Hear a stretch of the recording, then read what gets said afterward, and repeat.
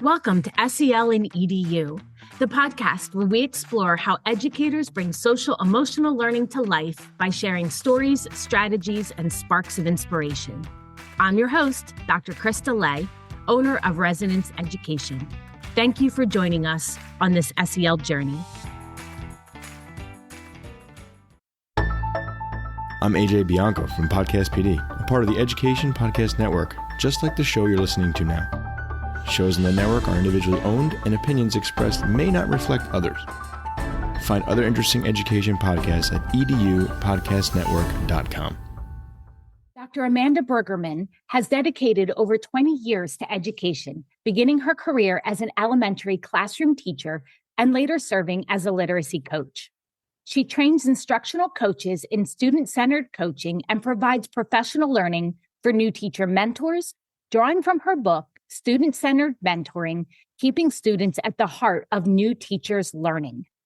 She earned her doctorate in teacher leadership from Maryville University, where she also serves as an adjunct professor. She is working on an upcoming book, Habits of Resilient Leaders, Strategies for Excelling in Challenging Times, with co-authors Dr. Lindsay Prendergast and Piper Lee. I am so excited to have Amanda to share about her new book and how to support new teachers in education by specifically focusing on students. Amanda, thank you so much for your time. Thank you for having me. I feel really honored to be on your podcast, and I love listening to all the other different brilliant people you have joining you. Thanks for the connections. We met through Piper Lee and Lindsay Prendergast, who were on a couple months ago, and you're writing a book with them coming out around the habits of resilient learners. Talk to me about how the three of you got connected. Actually, we connected just a year ago, a little over a year ago, through the Corwin and the annual Visible Learning Conference. Being Corwin authors, we got to join up, just hit it off from the start. Our work very much coincides together. My work around the student-centered mentoring has a lot of ideas that are focused on not just about supporting new teachers in that mentoring partnership, but how we can do so in a student-focused way. There's several ideas that they really loved. I'm really excited about some of the ideas that I capitalize upon in the mentoring strategies, because my philosophy around the student-centered mentoring is not just the traditional mentoring approach that you would think of. It's more about how can we collaboratively support each other, both new teacher and mentors, with that focus around students, and then creates a domino effect. Then how can we also carry over some of these ideas with our students and learners in the classrooms too? In a way, it's like a backwards design approach. If you think about it, it's like some of these ideas you can use with your students. It's also going to help you. Now you can go and take and turnkey it. That's what I love about that concept. It's brilliant because then people aren't seeing things as something isolated in education. They're seeing how they can transfer those same philosophies, approaches, and skills in other incredibly meaningful ways. Yes, because most often we see with mentoring and new teacher support, it's very siloed. It's okay, we've got to train our new teachers. We train our mentors. Then let's send them off and expect them to work together. That's where we missed the mark on helping support them collaboratively. And a lot of the work that I've tried out, I was an instructional coach for 10 years in a district and tried lots of different things with the mentoring program and the new teacher part of it, bringing them together collaboratively several times throughout the year and think about providing support to our students, because that's another place we've missed the mark, thinking we've got to train these teachers on what the content is and possibly how to deliver it. But then really, how do we support our kids in the classroom? That's another concept that is really important, that mentoring partnership and cultivating that relationship between a mentor and a new teacher so that they can develop that relationship with their students in their classrooms too. There's a video on your website that talks about your journey that led to this. It's about 10 years that you had working with new teacher mentorship relationships and thinking like something's missing. What were some of the things that you saw that were really powerful and working well in that mentoring relationship? It all is built around conversations, first off, but then it's about talking about what our beliefs are. Efficacy is a big part of the work that I cover throughout the strategies of the book, because it's not just a one and done type strategy. You can focus on building efficacy. It's weaved in throughout a person's thoughts and feelings, and also collective. I'm a big believer of collective teacher efficacy too. John Hattie's work around collective teacher efficacy has a very high effect size. And that mentoring partnership is a prime example of collective teacher efficacy. Reflecting on those beliefs together and how to have those conversations is really important, because it's not just about saying, hey, what are your beliefs about how you work with students? That can be hard and not natural. I love John Hattie's work. In case there's some listeners who are like, okay, hold on, go back to efficacy a moment. What is it? What is collective efficacy and why should we know about it? You can have self-efficacy and you can have collective teacher efficacy. I'm going to preface it with saying that they can be very interdependent of each other. You can't really have one without the other, but you can also utilize either to help support the other. With that being said, self-efficacy being your beliefs in yourself, and in relation to teaching, believing in yourself and your ability to impact students and help them grow and learn. And collective teacher efficacy is putting that collective component in there, and it's being able to collaboratively work together and seeing that our groups or partnerships impact how we believe in our students to learn, to help them grow, to help them achieve. When we look at social emotional learning, experiencing efficacy is under self-awareness for our students. You talked about it is intertwined, because if as adults don't have a sense of efficacy in our work, it's going to be hard to be able to foster that among students. Yes.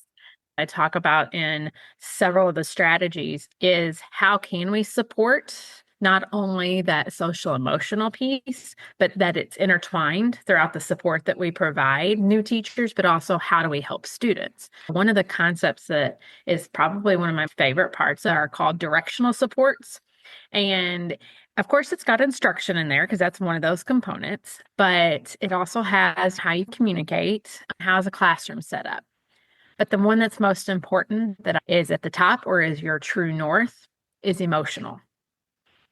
We as teachers are very passionate about what we want to do to help and create and cultivate a true learning environment. We want to help support the emotions of our students as well. That true north, I call it, is really important to cultivate, is really important to think about the types of support we can provide teachers as well as our students. The images that I'm getting as I'm hearing you talk is that we're not just working on developing the whole child, but we're looking at the whole teacher, whole adult, that mindset and philosophy and ways of being. As teachers are entering into this new way of mentoring and moving into the profession, what are some of the mindsets that the existing mentor teachers you have found are valuable, and for the new teachers coming in?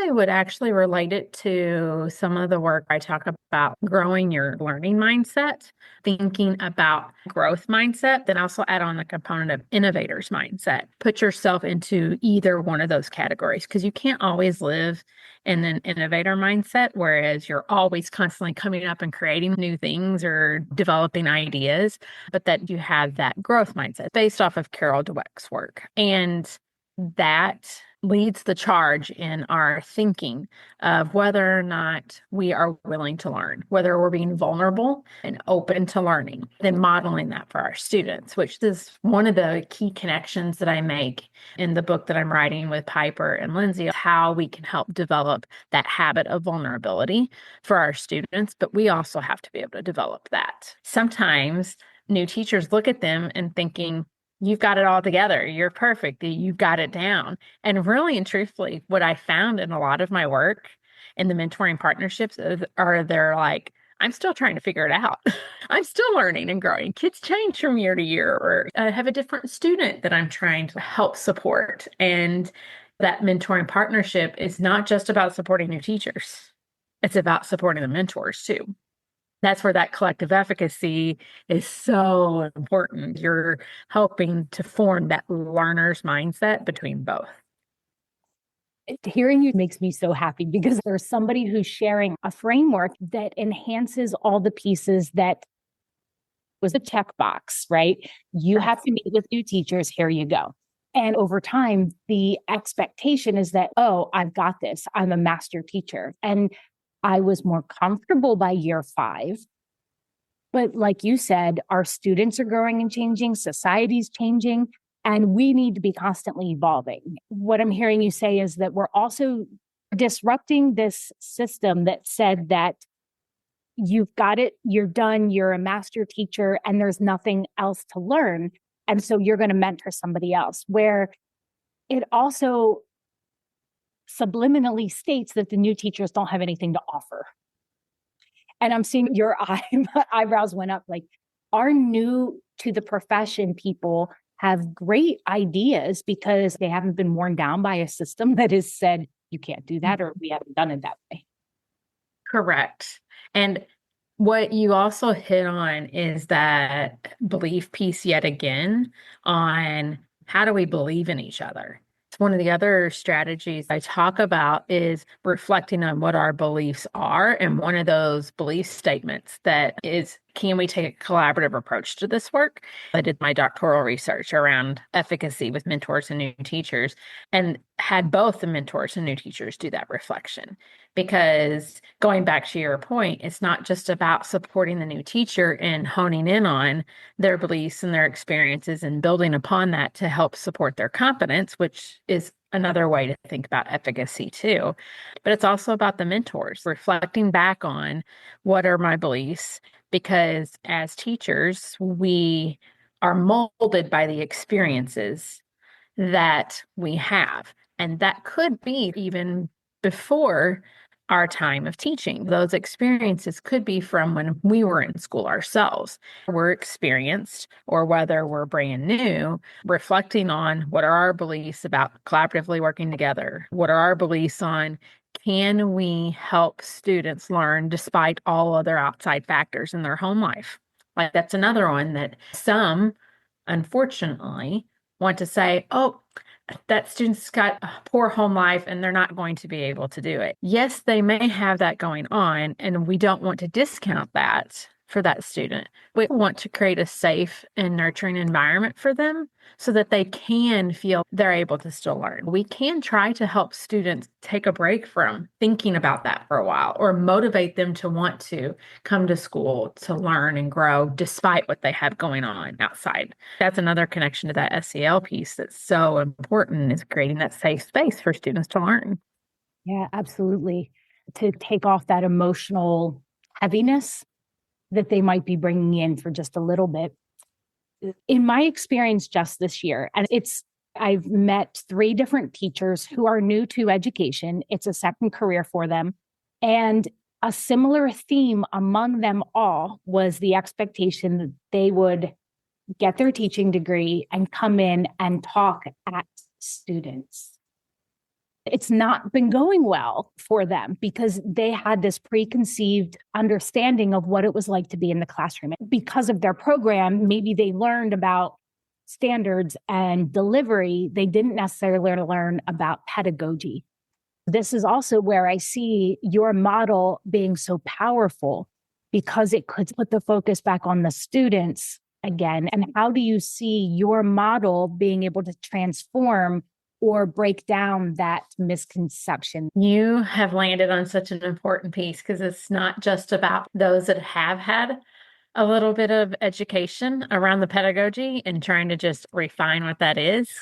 It's also our alternatively certified that are coming to education that have a different type of degree. And they're like, so you have a degree, you can go ahead and teach because we're in such a need of teachers. They may not have had that pedagogy. That's where that mentoring support is so important, because what you just described is becoming more and more common. Even with our teachers that have gone through programs, they're now being thrown into the mix of actually having to try these things out and to have somebody to support you alongside this work of, when I learned this, I could apply this to this situation, or now I need to go deeper. Another strategy that is a top favorite is thinking about scenarios and like proactively talking through how would we react to this. That's where that pedagogy discussion can come in more naturally. A good mentoring question could be, what do you know about how to best help students learn this information other than direct instruction for the whole hour? We're chuckling because the research is telling us that even adults, our attention span is less than 10 minutes. We need to be moved in some way.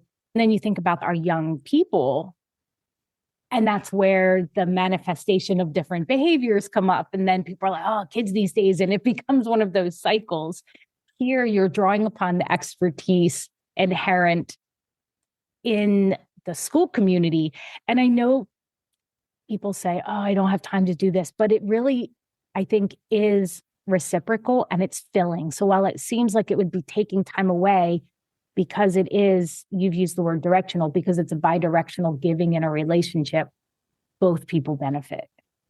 Yes.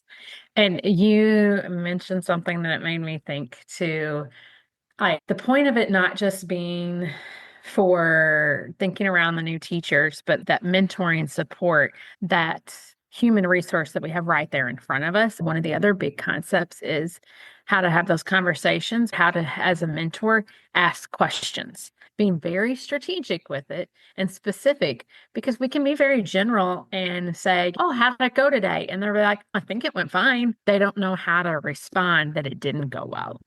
So how can you naturally have those conversations so that it makes it feel like you truly care and want to help them grow and learn and do better for their students as a new teacher? So when something is really hard or there is a really tricky situation, we can have that hard conversation and those new teachers can go to those mentors and have help and support. I don't know if you've ever had an experience. I've had it multiple times of walking into a newer teacher's classroom and all of a sudden they just break down and cry. Oh my gosh, this is horrible. Or one of my very memorable moments was when a new teacher had a really tough evaluation observation from the administrator. And they were like, this, it went so bad. And in the end, it actually didn't go as bad as they thought it did, but they were so hard on themselves. So that could have gone in a lot of different directions, but thinking how, when we're providing that support to new teachers, can we open up those conversations so it doesn't get to that point of breakdown moments? When you talked about the teacher breaking down, yes, I've been on the receiving end of that, but I've also been that teacher. Like in my first couple of years where I was like, this lesson's going to be amazing. It was on imperialism in Africa. And I had students in groups doing all these creative things. And the principal came in, who actually happened to be my ninth grade social studies teacher. And everything blew up. Like the work didn't fit the way it was supposed to. And then the kids got off task. And I was like, oh, this is a big hot mess. Like, thankfully, I knew him and I went back like through my tears and I'm like, can I have a do-over? Like that just didn't go the way I anticipated and had hoped. And my mentor at the time was a teacher who had been in the field for a very long time. She was very matter of fact. We both had books that had check boxes. We're going to meet and talk about this, meet and talk about this. I never could talk to her about pedagogy or instruction because she didn't connect with kids. When you think about this partnership, do people volunteer? Is there a cycle? And then how are people matched up? School leaders can do it in a lot of different ways, and it may depend on the dynamics of the makeup. In smaller schools, you may not have the mentor pool. So ideally, if you could have someone paired up in the same content or same grade level, that way they had similarities. That tends to work the best, but that's not always the case. It's not always an option. Even with some of the larger schools, even some of our schools in the district that I used to work with, for example, there were 4 teachers in a grade level in 4th grade, and there were 2 new teachers. Then there was the teacher that got moved from a different grade level down that year. to that grade. Then there was a teacher that had been in that grade level for a few years, but was still under 5 years of experience. So as far as who do you choose for the mentor, there's not necessarily the perfect option. There's a lot of dynamics there of choosing, pairing up with somebody from a different grade level. Even though you would think at first that could be really tricky, I've actually seen where it can work very well because it almost provides a vertical type alignment approach to it. One of the layers that I talk about in the mentoring that you could do is layer in that observational learning to the work. You may not necessarily go in and watch your mentor, but can you go in and watch one of the other teachers on your grade level? But sometimes even a better experience is going in and watching the teacher below or above you and getting to see where do kids come from in their learning and where do I want to get them to. As an instructional coach, I actually ended up mentoring one of the newer teachers in that situation that I just described. And that's what we did because since I didn't have my own classroom, I was like, let's provide some opportunities here for you. And everybody else was like, I'm jealous of that. I want that too. I want to go see someone below. We were telling it to the other new teachers in the building. So back to your original question there about who all could mentor. That's where you have to be open-minded. And we don't want to just match up because they're the same. We also want that mentor to be open and willing to do some of that work alongside new teachers. As a mentor, we're also learning and growing. So having that learning mindset, like we talked about earlier, is key. And being willing to coach the mentee rather than tell is another aspect that I would encourage. The other part of that is, as an instructional coach, I see this quite often where they're the ones that are mentoring the new teachers in their building. And I think that's one viable option, but I wouldn't want it to be the only way because that coach doesn't also have their classroom usually. So how can you still partner them up with someone that's got a classroom? Because it's a collective. Like raising kids, it takes a village. The same way with our new teachers, it takes a village. I love that you brought that to light. I'll work with some cohorts around social emotional learning. And if there's an instructional coach, we'll work together so that they don't need me, but they have the skills and processes that they can use and resources. They have the instructional coaches helping support the new teachers along with an administrator. They do learning walks through people's classrooms. Here's what I noticed. Here's what I wonder. And so it's another way of keeping the focus on students and maybe bringing in some of those teachers to talk about what was happening in their classroom. I see this as such a powerful learning for everybody involved. And to have that time where the mentor and the new teacher can sit together and process without it being a checklist and here's what you need to do and here's what I need to tell you. But let's focus on the students.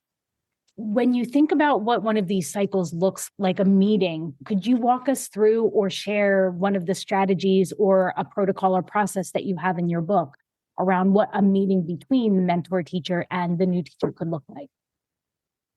There's a couple of varying ways that could look because depending on the time of year, depending on where you're at with the work, to start off at the start of the year, using something like the directional supports and having different topics within that and opening that conversation up. Where do you need some support at? Tell me how things are going, maybe in one of these specific areas. Gives some context rather than just that general questioning like we talked around earlier. Even as we go on throughout the school year, always starting with some of those general questioning with certain specifics, whether it's how did that lesson go that you taught for your evaluation, or what was it about a specific activity that worked well for you and your students. And I say that with you and your students because I think the student piece is probably the most important part of that. But then thinking around problem solving, but doing so in a strengths-based approach, because the feedback aspect is going to be really huge. More than likely, the new teacher is going to either want feedback or you're going to be able to naturally weave in some feedback after you've gotten some of that context. So that could be another approach to it. It's how do you layer in that strengths-based feedback and just staying asset-based about students and teachers. I learned that through my coaching model with Diane Sweeney around student-centered coaching and trying to stay strengths-based. And it always, no matter who I worked with, has been very successful in all of the conversations that I had. Then I'd say the other part would be setting some goals and next steps and thinking about, okay, when I check back in with you next time, it'll be around what you've tried. And it doesn't have to be this big formal process. Some are like, oh my gosh, when you say goal setting, it's like the SMART goals or whatever that come to mind. And maybe that's traumatic for us as educators. Just a little bit, just a little. So that would be the general idea of where I would focus those conversations. But I do have a few protocols throughout the book. I love that there's different options and it's not a one size fits all for people. And so once you've set that relationship, then they can start putting the focus on what do our students need and how can I best meet their needs.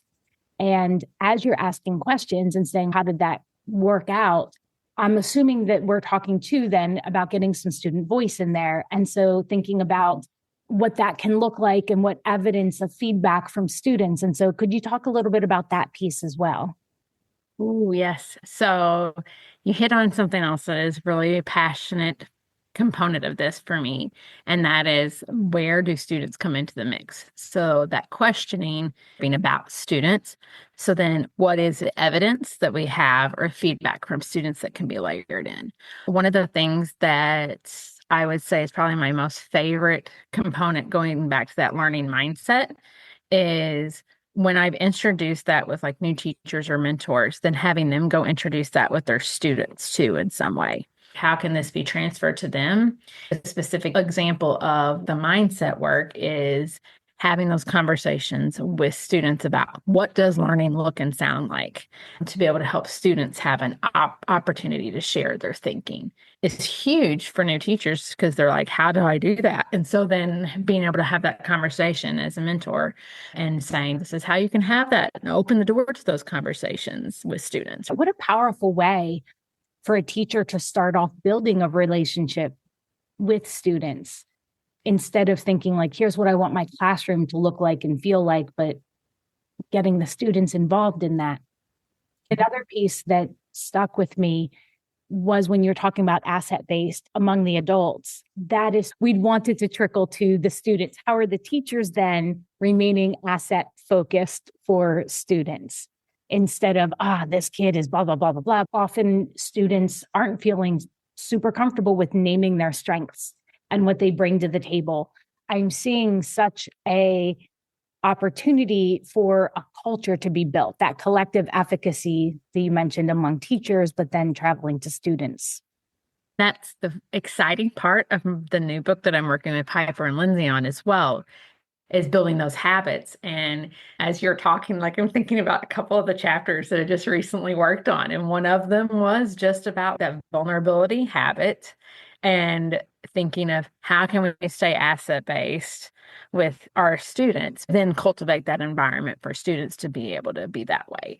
If we just try and do something once, the likelihood of us actually doing that is probably not going to be high, right? But if we're living and breathing that on our day-to-day with our colleagues and in the mentor-new teacher partnership, then it's more likely to be replicated when we're with students as well.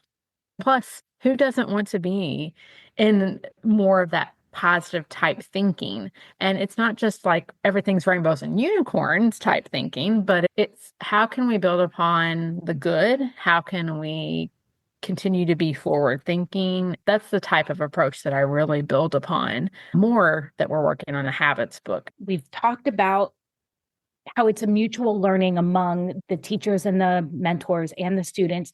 So for you in this whole process, what have you learned about yourself when you were creating this process, implementing it and seeing the success happening? My introduction to the book actually describes perfectly where my growth and my thought process and my own beliefs has really come to fruition. Even though I say that it's come to fruition, I'm probably always going to be working on those beliefs. They're always going to be continuing to grow. But I would definitely say that over the time of working so closely with new teachers, with mentors, even back when I was still a classroom teacher and had student teachers as well as supervising undergrad pre-service teachers. Those beliefs that are really fundamental to my thinking has grown. The first one is really about believing and empowering others to grow and make an impact on students. It's important for our future, for the world in general. I'm wanting to make the world a better place in some way. So that's going to be my driver of what I want to continue to keep doing. It's a process. Teaching's a process and learning's a process. I would also say that relying on others is very key. I know I'm really passionate about collective efficacy, but I really truly think that in general in life, whether it's as we're learning or as we're just trying to live, we have to have the relationships that we cultivate with other people, because not just to learn and grow, but I think also when things get hard, to have people to help support us through tough times. That's just a very important belief for myself. I'm very big on collaborating on whatever it is. And then the last one is setting goals. We have to always constantly have something to work towards, and not just thinking about what is the end outcome, but thinking about the process, the journey, and how important that is, both personally and professionally. Because there's things as an educator, I'm always learning and growing. I've even thought about going back to the classroom someday, even with all the work I do, just because I'm like, wow, what better of a teacher could I be now? Many times.